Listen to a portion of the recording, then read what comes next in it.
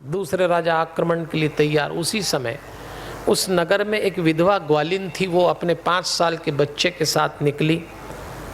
इतनी सुंदर पूजा देखी, सोचा ये तो राजा हैं, इतनी अच्छी पूजा कर रहे हैं, अपन तो सामान्य ग्वाले हैं। घर लौट आई, एक सुंदर सा पत्थर ले आई, बालक को बुलाया और बालक ने भी पूजा देखी थी, उसका भी भाव जाग गया। माँ रसोई में काम करने चली गई और बालक उसी पत्थर को शिवलिंग समझ के पूजने लगा, उसका भाव जाग गया था। खूब प्रेम से पूजा करता था और लीन हो गया, इतना तल्लीन हो गया कि माँ ने जब भोजन बनने पे अपने बालक को आवाज़ लगाई कि चलो बेटा भोजन कर लो, तो आया ही नहीं, बैठा शिवलिंग के सामने। माँ ने ज़ोर से आवाज़ लगाई, फिर भी नहीं आया। तो माँ झल्लाई अंदर आई, अंदर आके देखा तो आंख बंद करके बैठा। माँ को गुस्सा आई, कान पकड़ा, हाथ पकड़ के घसीटती खींचने लगी और इतना गुस्सा आया कि शिवलिंग उठा के पटक दिया। क्या तमाशा लग रखा है। आजकल तो खैर माताएं इतना गुस्सा नहीं होती, वो पहले की माताओं को गुस्सा आती थी तो इतने पिटते थे पहले के बच्चे। आजकल तो कानून बन गया है। हाँ, नहीं तो पहले आधे बच्चे तो माताओं के गुस्से में इसीलिए पिटे कि कहीं का कहीं उतरा। अब वो माँ तो पहले बेचारी और किस पे उतारे, तो जो मिलता था तो यही मिलती थी। औलादें बहुत पिटी हैं पहले।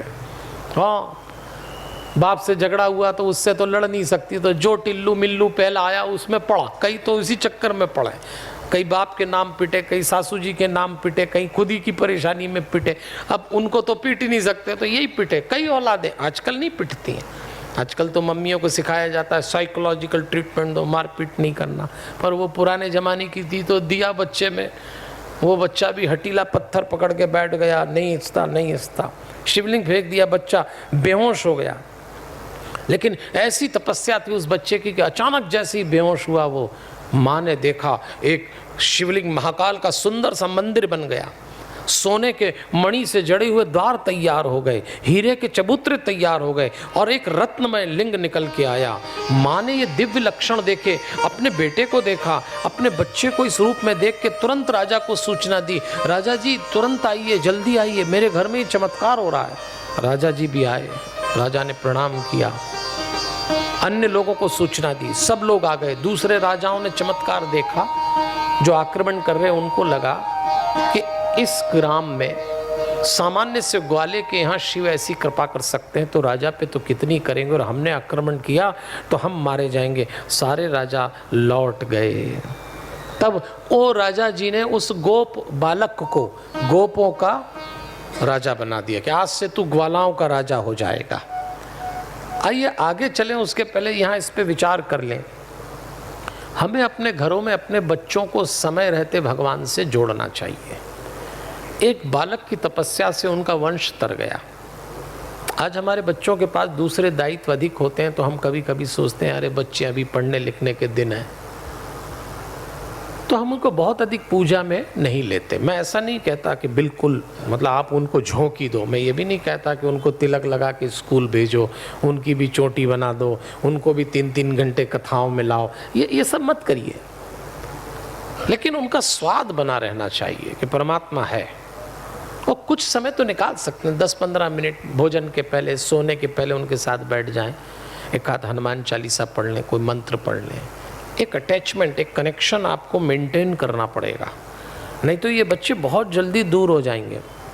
और बच्चे बहुत सुंदर माध्यम होते हैं आपकी भक्ति में सहयोग देने के लिए। अवसर मत चूकिए। अब क्या घटना घटती आई ये देखिए। जब ये हुआ, राजा ने उसको ग्वाला बना दिया, उसी समय अचानक हनुमान जी महाराज प्रकट हो गए। शिव पुराण में लिखा है, मैंने प्रकट नहीं किया है, वो हनुमान जी खुद ही प्रकट हो गए। आपको लगेगा कि पंडित जी हनुमान जी की कथा करते हैं तो हर जगह हनुमान जी को फिट करते हैं।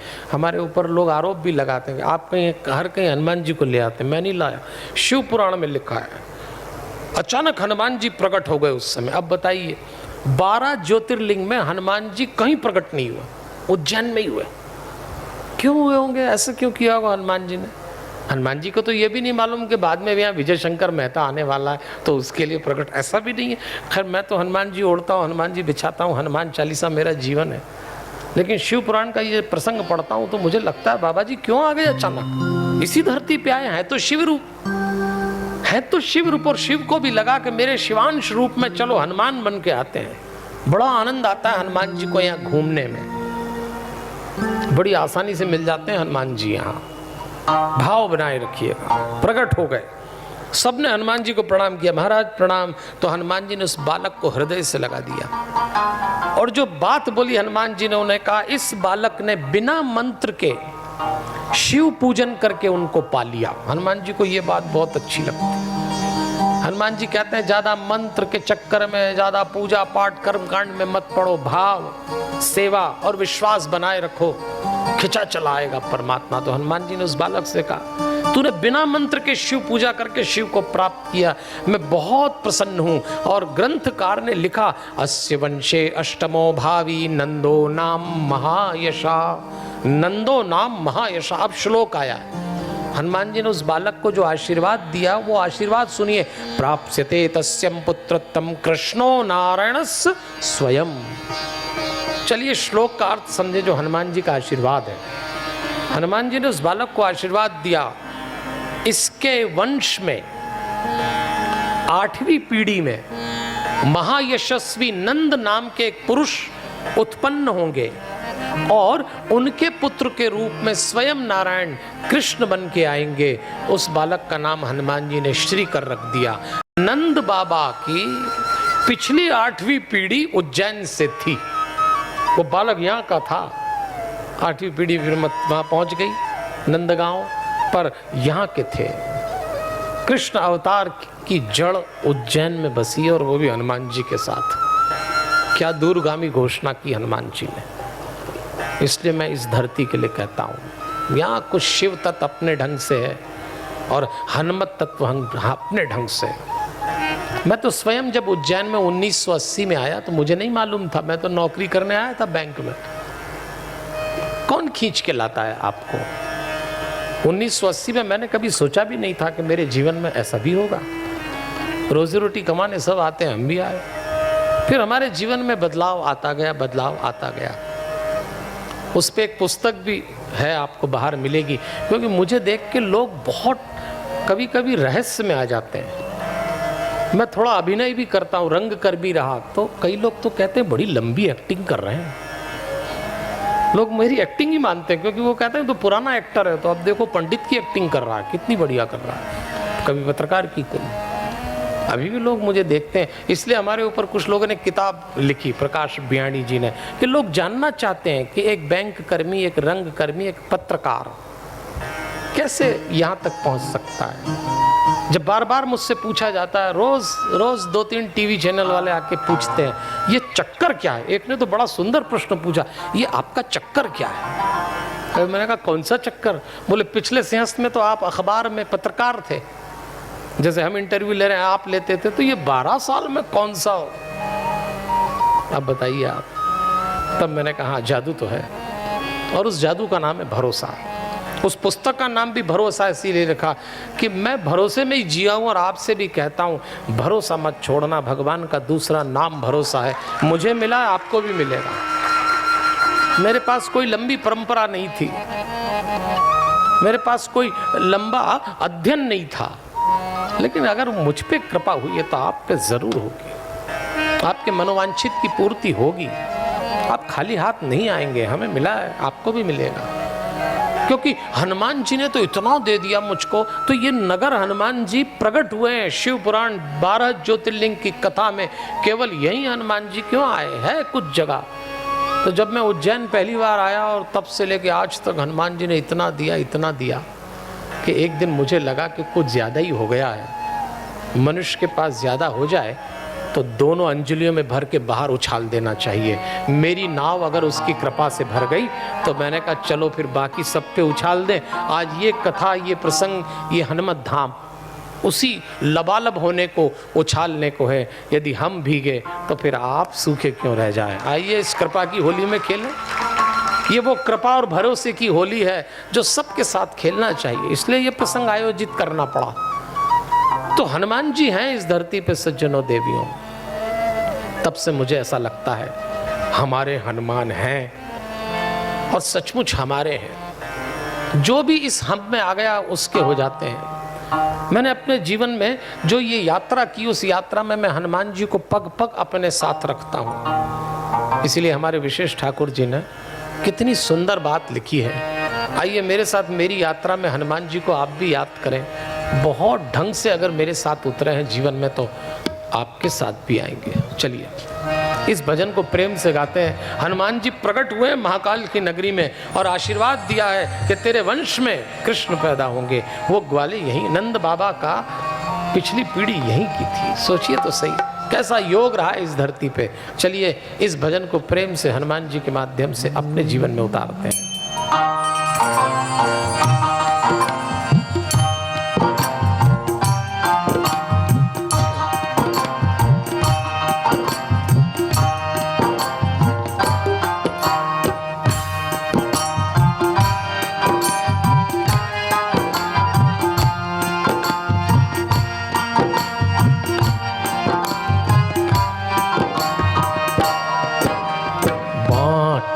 दुख दर्द दुनिया के मैं भगवन, बांट दे दुख दर्द दुनिया के मैं भगवन। हमारे हनुमान कहता चल रहा हूँ, हमारे हनुमान कहता चल रहा हूँ। काम मुश्किल है डगर कांटों भरी है, काम मुश्किल है डगर कांटों भरी है। राह जीने की दिखाता चल रहा हूँ, मैं राह जीने की दिखाता चल रहा हूँ। बांट ले दुख दर्द दुनिया के मैं भगवन, हमारे हनुमान कहता चल रहा हूँ।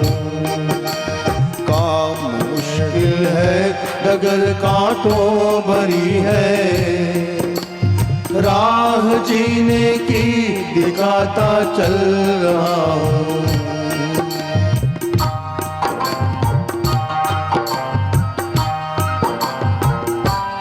सचमुच सबके जीवन की अपनी यात्रा है। मुझे कभी लगता है कि मैं इस उज्जैन में जब अपने जीवन की यात्रा से गुजर रहा था, कैसे उलझे उलझे रास्ते थे, ऐसे भी मोड़ आए कि समझ नहीं आया किधर जाएं। देखते ही देखते मैं पत्रकार बन गया। कभी लेखन का काम नहीं किया, 28 से ज्यादा पुस्तक छप के आ गई। योग्यता से ज्यादा केवल उसकी कृपा आपको दे सकती है। मेरी अनुभूति है देवियों सज्जनों, ये उसकी कृपा हुई तब मिला है। और इसीलिए हनुमान जी के सामने खड़े होके कैसे कहने की इच्छा नहीं होगी।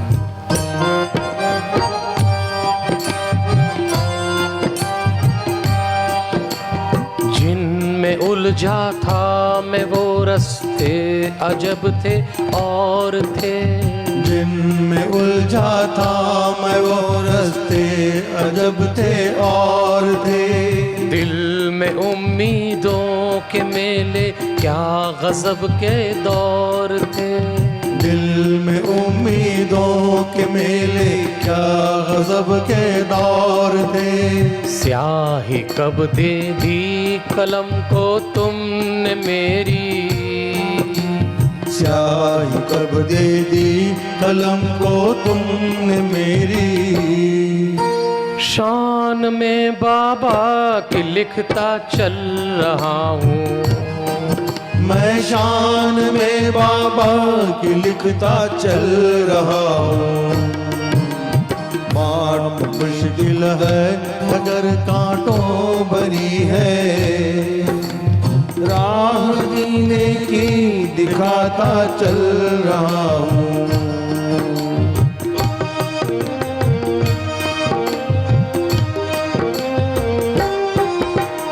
देवियों सज्जनों, हनुमान के भक्त को अपने चरित्र को बचा के चलना चाहिए। हनुमान जी अपने भक्तों से कहते हैं मेरी कीर्ति राम जी से जुड़ने के बाद बढ़ी। क्या थे हनुमान जी? राजा सुग्रीव के मंत्री भरत थे। एक स्पर्श हुआ राम का एक रात में, जिसमें सुंदरकांड लिखा गया। हनुमान सारी दुनिया में पूज ली गए एक रात में। राजा सुग्रीव का छोटा सा मंत्री एक रात में रामदूत बन जाते हैं और हनुमान जी कहते हैं मुझे मिल सकता है तो आप लोगों को क्यों नहीं मिलेगा, पर मन के दर्पण पे दुर्गुणों की धूल मत जमने दीजिए। ऐसा जीवन होना चाहिए खुला, लाइब्रेरी की टेबल पे पड़े अखबार जैसा, जो चाहे पढ़ ले। भक्त के जीवन में छल कपट नहीं होना चाहिए, खुला जीवन जियो। मैं तो हनुमान जी के सामने खड़े होकर यही कहता हूं, महाराज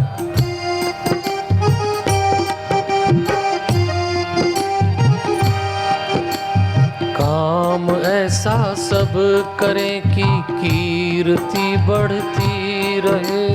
काम ऐसा सब करे कि कीर्ति बढ़ती रहे। मन के दर्पण पर ओ बाबा धूल न चढ़ती रहे।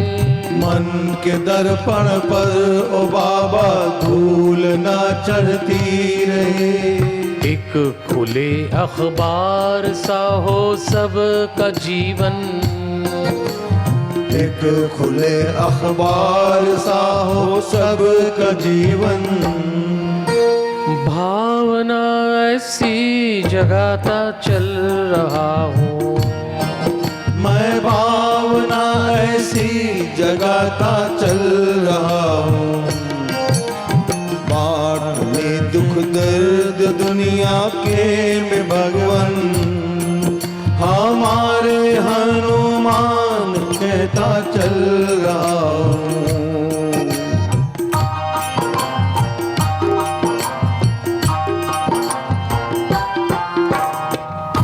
तुलसीदास जी ने जब हनुमान चालीसा लिखी ना, छोटे से बालक थे, सीधी बातचीत की थी हनुमान जी से। अभी तो वो बात कर रहे थे और हनुमान जी ने कलम उठा के हनुमान चालीसा लिखवा दी। हनुमान जी बातचीत के देवता हैं, देवियों से चलो आपके जीवन में उतरे तो उनसे बात करिए, वो सुनते हैं। मानसिक चर्चा करिए, आपके पास आपके निकट आप उनको पाएंगे। इसलिए मैं तो निवेदन करता हूँ, आपकी प्रत्येक सांस पे कहीं ना कहीं चौपाई जोड़िए। ये जो हनुमान चालीसा से मेडिटेशन का जो कोर्स है वो सांस से चौपाई जोड़ने का प्रयोग है। मैं कर रहा हूँ, आप भी करिए।